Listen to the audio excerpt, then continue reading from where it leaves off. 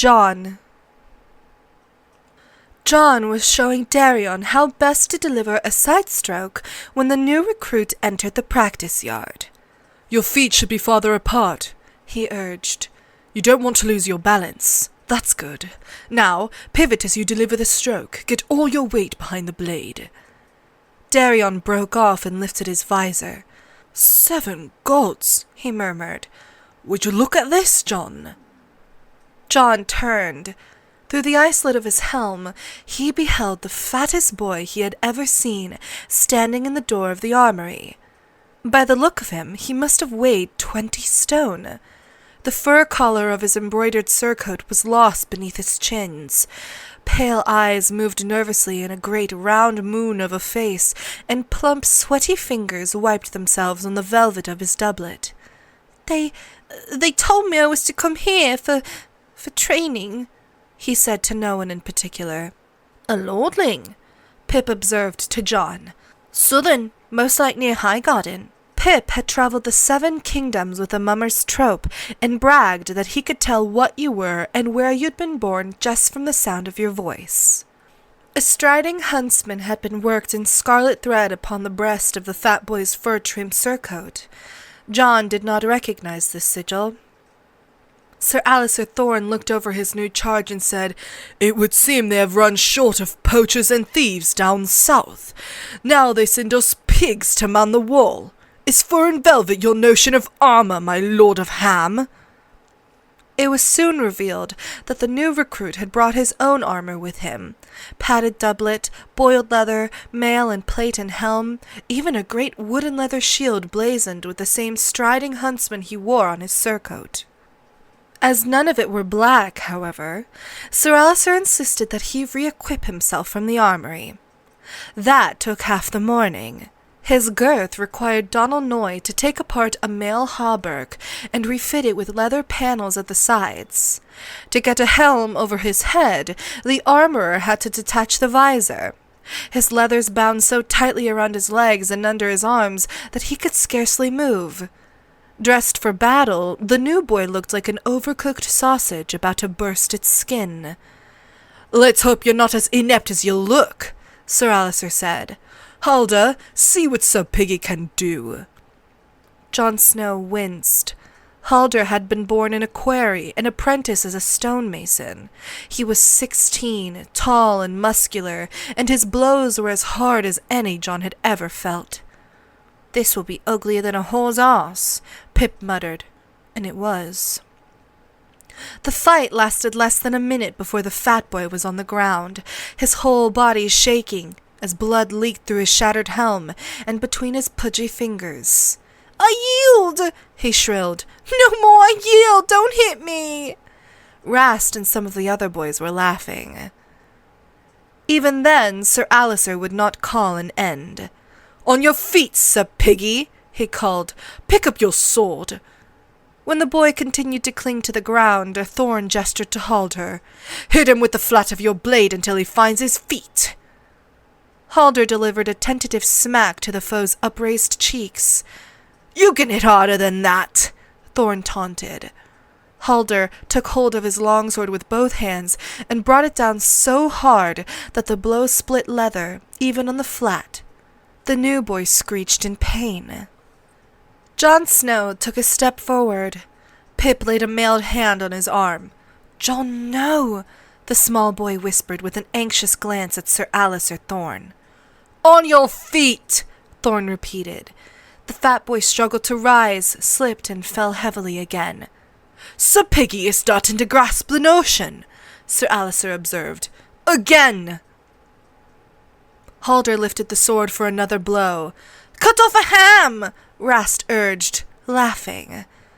Jon shook off Pip's hand. "Halder, enough!" Halder looked at Sir Alistair. "The bastard speaks and the peasants tremble," the master-at-arms said in the sharp, cold voice of his. "I remind you that I am the master-at-arms here, Lord Snow." "Look at him, Halder," Jon urged, ignoring Thorne as best he could. "There's no honour in beating a fallen foe. He yielded." He knelt beside the fat boy. Halder lowered his sword. "He yielded," he echoed. Sir Alicer's onyx eyes were fixed on Jon Snow. It would seem our bastard is in love, he said as Jon helped the fat boy to his feet. Show me your steel, Lord Snow. Jon drew his longsword. He dared to fight Sir Alicer only to a point, and he feared he was well beyond it now. Thorn smiled. The bastard wishes to defend his lady love, so we shall make an exercise of it. Rat, Pimple, help our stonehead here. Rast and Albert moved to join Halder. 3 of you ought to be sufficient to make Lady Piggy squeal. All you need to do is get past the bastard. Stay behind me, Jon said to the fat boy. Sir Alicer had often sent 2 foes against him, but never 3. He knew he would likely go to sleep bruised and bloody tonight. He braced himself for the assault. Suddenly, Pip was beside him. 3 to 2 will make for better sport, the small boy said cheerfully. He dropped his visor and slid out his sword. Before Jon could even think to protest, Gren had stepped up to make a third. The yard had grown deathly quiet. Jon could feel Sir Alicer's eyes. Why are you waiting? He asked Rast and the others in a voice gone deceptively soft, but it was Jon who moved first. Halder barely got his sword up in time. He drove him backwards, attacking with every blow, keeping the older boy on the heels. Know your foe, Sir Roderick had taught him once. Jon knew Halder. Brutally strong, but short of patience, with no taste for defense. Frustrate him, and he would leave himself open, as certain as sunset. The clang of steel echoed through the yard as the others joined battle around him. Jon blocked a savage cut to his head, the shock of impact running up his arm as the swords crashed together. He slammed a side stroke into Halder's ribs and was rewarded with a muffled grunt of pain. The counterstroke caught Jon on the shoulder. Chainmail crunched and pain flared up his neck, but for an instant Halder was unbalanced. Jon cut his left leg from under him, and he fell with a curse and a crash. Gren was standing his ground as Jon had taught him, giving Albert more than he cared for, but Pip was hard-pressed. Rast had 2 years and 40 pounds on him. Jon stepped up behind him and rang the raper's helm like a bell. As Rast went reeling, Pip slid in under his guard, knocked him down, and leveled a blade at his throat. By then, Jon had moved on. Facing 2 swords, Albert backed away. I yield, he shouted. Sir Alicer Thorne surveyed the scene with disgust. The mummers' farce has gone on long enough for today. He walked away. The session was at an end. Darion helped Halder to his feet. The quarryman's son wrenched off his helm and threw it across the yard. For an instant I thought I finally had you, Snow. For an instant you did, Jon replied. Under his mail and leather, his shoulder was throbbing. He sheathed his sword and tried to remove his helm, but when he raised his arm, the pain made him grit his teeth. Let me, a voice said. Thick-fingered hands unfastened helm from gorget and lifted it off gently. Did he hurt you? I've been bruised before. He touched his shoulder and winced. The yard was emptying around them. Blood matted the fat boy's hair where Halder had split his helm asunder. My name is Samuel Tarley of Horn... He stopped and licked his lips. I was of Horn Hill until I left. I've come to take the Black. My father is Lord Randall, a bannerman of the Tyrells of Highgarden. I used to be his heir, only... His voice trailed off. I'm Jon Snow, Ned Stark's bastard, of Winterfell. Samuel Tarley nodded. If you want, you can call me Sam. My mother calls me Sam. You can call him Lord Snow, Pip said as he came up to join them. You don't want to know what his mother calls him. Those 2 are Gren and Pip are, Jon said. Gren's the ugly one, Pip said. Gren scowled. You're uglier than me. At least I don't have ears like a bat. My thanks to all of you, the fat boy said gravely. Why didn't you get up and fight? Gren demanded. I wanted to, truly. I couldn't. I didn't want him to hit me anymore. He looked at the ground. I fear I'm a coward. My lord father always said so. Gren looked thunderstruck.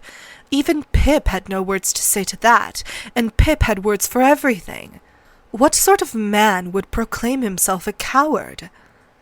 Samwell Tarly must have read their thoughts on their faces. His eyes met Jon's and darted away, quick as frightened animals. I'm sorry, he said. I don't mean to be like I am. He walked heavily toward the armory. Jon called after him. You were hurt, he said. Tomorrow you'll do better. Sam looked mournfully back over one shoulder. No, I won't, he said, blinking back tears. I never do better. When he was gone, Gren frowned. Nobody likes cravens, he said uncomfortably. I wish we hadn't helped him. What if they think we're craven too? You're too stupid to be craven, Pip told him. I'm not, Gren said. Yes, you are. If a bear attacked you in the woods, you'd be too stupid to run away. I would not, Gren insisted. I'd run away faster than you. He stopped suddenly, scowling when he saw Pip's grin, and realized what he'd just said. His thick neck flushed a dark red. Jon left them there arguing, as he returned to the armory, hung up his sword, and stripped off his battered armor. Life at Castle Black followed certain patterns. The mornings were for swordplay, the afternoons for work. The Black brothers set new recruits to many different tasks, to learn where their skills lay. Jon cherished the rare afternoons when he was sent out with Ghost ranging at his side to bring back game for the Lord Commander's table. But for every day spent hunting, he gave a dozen to Donal Noy in the armory, spinning the whetstone, while the one-armed smith sharpened axes grown dull from use, or pumping the bellows as Noy hammered out a new sword. Other times he ran messages, stood at guard, mucked out stables, fletched arrows, assisted Maester Aemon with his birds, or Bowen Marsh with his counts and inventories. That afternoon, the watch commander sent him to the winch cage with 4 barrels of fresh crushed stone to scatter gravel over the icy footpaths atop the wall. It was lonely and boring work, even with Ghost along for company, but Jon found he did not mind. On a clear day, you could see half the world from the top of the wall, and the air was always cold and bracing. He could think there, and he found himself thinking of Samwell Tarly, and, oddly, of Tyrion Lannister. He wondered what Tyrion would have made of the fat boy. Most men would rather deny a hard truth than face it, the dwarf had told him, grinning. The world was full of cravens who pretended to be heroes. It took a queer sort of courage to admit to cowardice, as Samwell Tarly had. His sore shoulder made the work go slowly. It was late afternoon before Jon finished graveling the paths. He lingered on high to watch the sun go down, turning the western sky the color of blood.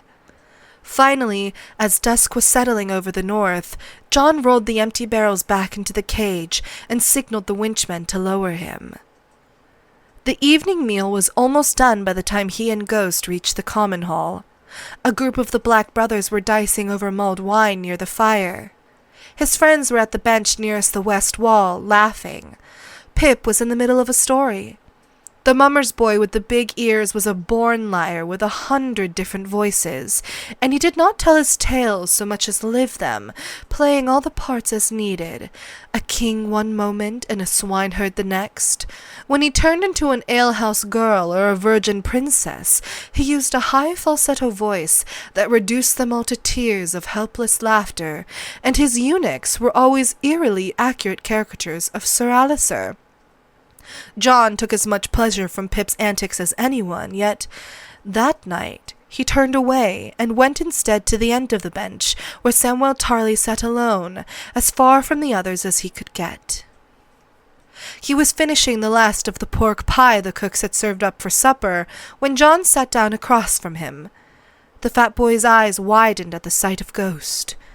"Is that a wolf?" "A dire-wolf," Jon said. "His name is Ghost.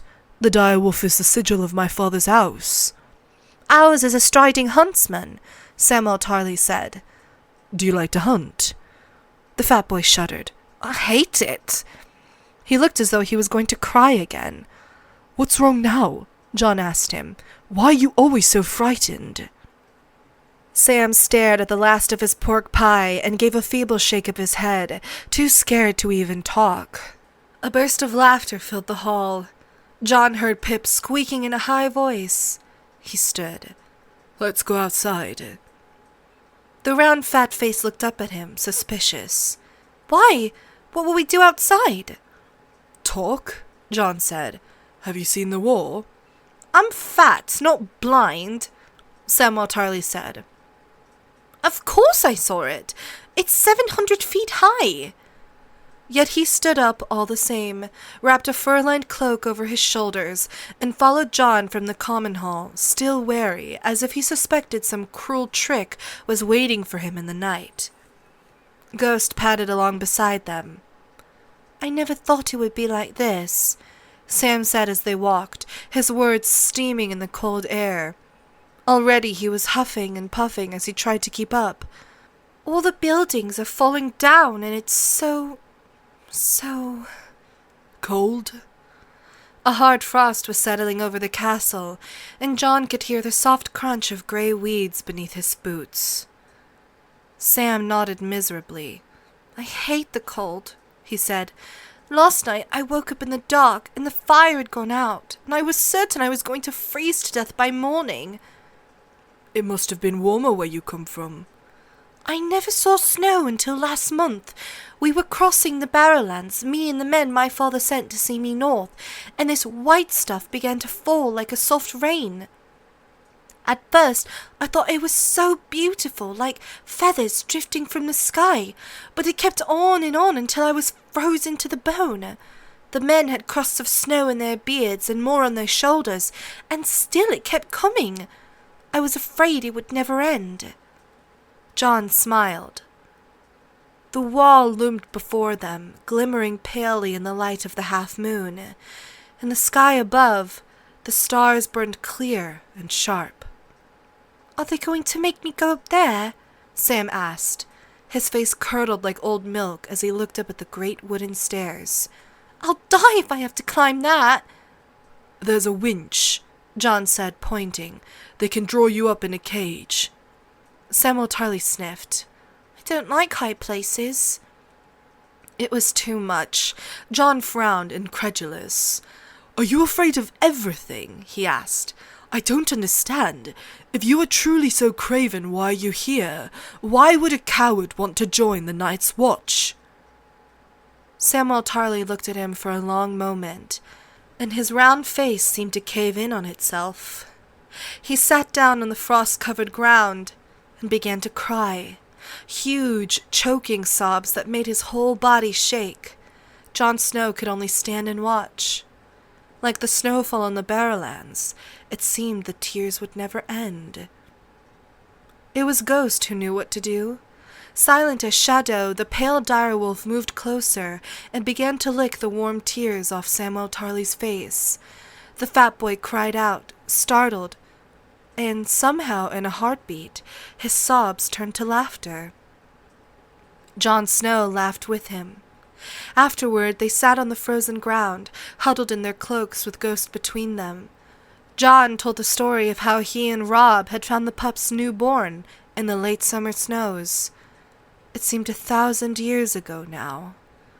Before long, he found himself talking of Winterfell. Sometimes I dream of it, he said. I'm walking down this long, empty hall. My voice echoes all around, but no one answers, so I walk faster, opening doors, shouting names. I don't even know who I'm looking for.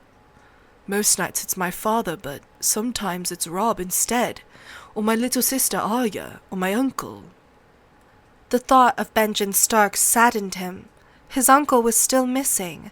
The old bear had sent out rangers in search of him. Sir Jeremy Rhaegar had led 2 sweeps, and Corin Halfhand had gone forth from the Shadow Tower, but they found nothing aside from a few blazes in the trees that his uncle had left to mark his way. In the stony highlands to the northwest, the marks stopped abruptly, and all traces of Ben Stark vanished.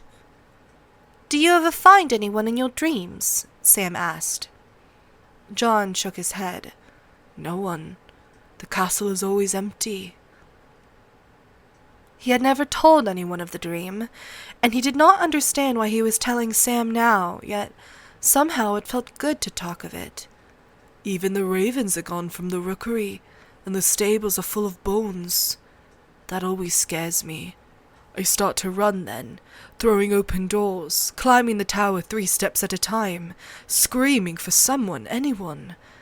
And then I find myself in front of the door to the crypts. It's black inside, and I can see the steps spiraling down. Somehow, I know I have to go down there, but I don't want to. I'm afraid of what might be waiting for me. The old kings of winter are down there, sitting on their thrones with stone wolves at their feet and iron swords across their laps, but it's not them I'm afraid of. I scream that I'm not a Stark, that this isn't my place, but it's no good. I have to go anyway, so I start down, feeling the walls as I descend with no torch to light the way. It gets darker and darker until I want to scream." He stopped, frowning, embarrassed. "That's when I always wake." His skin cold and clammy, shivering in the darkness of his cell. Ghost would leap up beside him, his warmth as comforting as daybreak. He would go back to sleep with his face pressed into the direwolf's shaggy white fur. "Do you dream of Horn Hill?" Jon asked. "No." Sam's mouth grew tight and hard. "I hated it there." He scratched Ghost behind the ear, brooding, and Jon let the silence breathe. After a long while, Samwell Tarly began to talk, and Jon Snow listened quietly and learned how it was that a self-confessed coward found himself on the wall. The Tarleys were a family old in honor, bannermen to Mace Tyrell, Lord of Highgarden and Warden of the South. The eldest son of Lord Randall Tarly, Samwell was born heir to rich lands, a strong keep, and a storied two-handed greatsword named Heartsbane, forged of Valyrian steel and passed down from father to son near 500 years. Whatever pride his lord father might have felt at Samwell's birth vanished as the boy grew up plump, soft, and awkward. Sam loved to listen to music and make his own songs, to wear soft velvets, to play in the castle kitchen beside the cooks, drinking in the rich smells as he snitched lemon cakes and blueberry tarts. His passions were books and kittens and dancing, clumsy as he was. But he grew ill at the sight of blood and wept to see even a chicken slaughtered. A dozen master-at-arms came and went at Hornhill, trying to turn Samwell into the knight his father wanted. The boy was cursed and caned, slapped and starved. One man had him sleep in his chainmail to make him more martial. Another dressed him in his mother's clothing and paraded him through the bailey to shame him into valor. He only grew fatter and more frightened, until Lord Randall's disappointment turned to anger, and then to loathing. "One time," Sam confided, his voice dropping from a whisper, "2 men came to the castle, warlocks from Carth, with white skin and blue lips. They slaughtered a bull aurochs and made me bathe in the hot blood, but it didn't make me brave as they'd promised. I got sick and wretched. Father had them scourged." Finally, after 3 girls and as many years, Lady Tarly gave her lord husband a second son. From that day, Lord Randall ignored Sam, devoting all his time to the younger boy, a fierce, robust child more to his liking. Samwell had known several years of sweet peace with his music and his books, until the dawn of his 15th name day, when he had been awakened to find his horse saddled and ready. 3 men-at-arms had escorted him into a wood near Horn Hill, where his father was skinning a deer. "You're almost a man grown now, and my heir," Lord Randall Tarly had told his eldest son, his long knife laying bare the carcass as he spoke. You have given me no cause to disown you, but neither will I allow you to inherit the land and titles that should be Dickon's. Heartsbane must go to a man strong enough to wield her, and you are not worthy to touch her hilt. So I have decided that you shall this day announce that you wish to take the black. You will forsake all claim to your brother's inheritance, and start north before evenfall. If you do not, then on the morrow we shall have a hunt, and somewhere in these woods your horse will stumble, and you'll be thrown from your saddle to die. Or so I will tell your mother. She has a woman's heart, and finds it in her to cherish even you, and I have no wish to cause her pain. Please do not imagine that it will truly be that easy, should you think to defy me. Nothing would please me more than to hunt you down like the pig you are." His arms were red to the elbow as he laid the skinning knife aside. "So, there is your choice. The Night's Watch." He reached inside the deer, ripped out its heart, and held it in his fist, red and dripping. "Or this." Sam told the tale in a calm, dead voice, as if it were something that had happened to someone else, not him. And strangely, John thought, he did not weep, not even once. When he was done, they sat together and listened to the wind for a time. There was no other sound in all the world. Finally, John said, "We should go back to the common hall." "Why?" Sam asked. John shrugged. "There's hot cider to drink, or mulled wine if you prefer. Some nights Darion sings for us if the mood is on him. He was a singer before, well, not truly, but almost, an apprentice singer." "How did he come here?" Sam asked. "Lord Rowan of Golden Grove found him in bed with his daughter. The girl was 2 years older, and Darion swears she helped him through her window, but under her father's eye she named it rape, so here he is. When Maester Aemon heard him sing, he said his voice was honey poured over thunder." John smiled. "Toad sometimes sings too, if you call it singing. Drinking songs he learned in his father's wine sink. Pip says his voice is piss poured over a fart." They laughed at that together. "I should like to hear them both," Sam admitted, "but they would not want me there." His face was troubled. "He's going to make me fight again on the morrow, isn't he?" "He is," John was forced to say. Sam got awkwardly to his feet. "I'd better try to sleep." He huddled down in his cloak and plodded off. The others were still in the common room when John returned, alone but for Ghost. "Where have you been?" Pip asked. "Talking with Sam," he said. "He truly is craven," said Gren. "At supper there were still places on the bench when he got his pie, but he was too scared to come sit with us." "The Lord of Am thinks he's too good to eat with the likes of us," suggested Jaren. "I saw him pick up a pork pie," Toe said, smirking. "Do you think it was his brother?" He started to make oinking noises. "Stop it!" John snapped angrily. The other boys fell silent, taken aback by his sudden fury. "Listen to me," John said into the quiet, and he told them how it was going to be.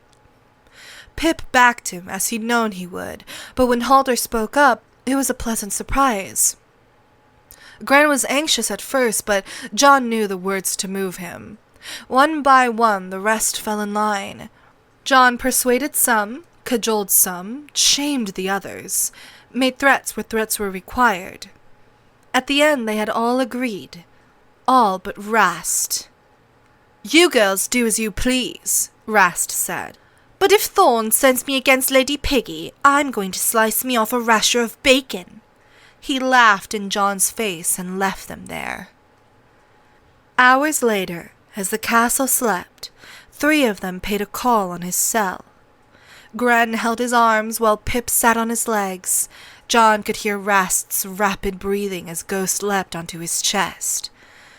The direwolf's eyes burned red as embers as his teeth nipped lightly at the soft skin of the boy's throat, just enough to draw blood. "Remember, we know where you sleep," John said softly. The next morning, John heard Rast tell Albert and Toad about how his razor had slipped while he shaved. From that day forth, neither Rast nor any of the others would hurt Samwell Tarly. When Sir Alicer matched them against him, they would stand their ground and swat aside his slow, clumsy strokes. If the master-at-arms screamed for an attack, they would dance in and tap Sam lightly on the breastplate or helm or leg. Sir Alicer raged and threatened, and called them all cravens and women and worse, yet Sam remained unhurt. A few nights later, at Jon's urging, he joined them for the evening meal, taking a place on the bench beside Halder. It was another fortnight before he found the nerve to join their talk, but in time he was laughing at Pip's faces and teasing Gren with the best of them. Fat and awkward and frightened he might be, but Samwell Tarly was no fool. One night he visited Jon in his cell. "I don't know what you did," he said, "but I know you did it." He looked away shyly. "I've never had a friend before." "We're not friends," Jon said. He put a hand on Sam's broad shoulder. "We're brothers." And so they were, he thought to himself, after Sam had taken his leave.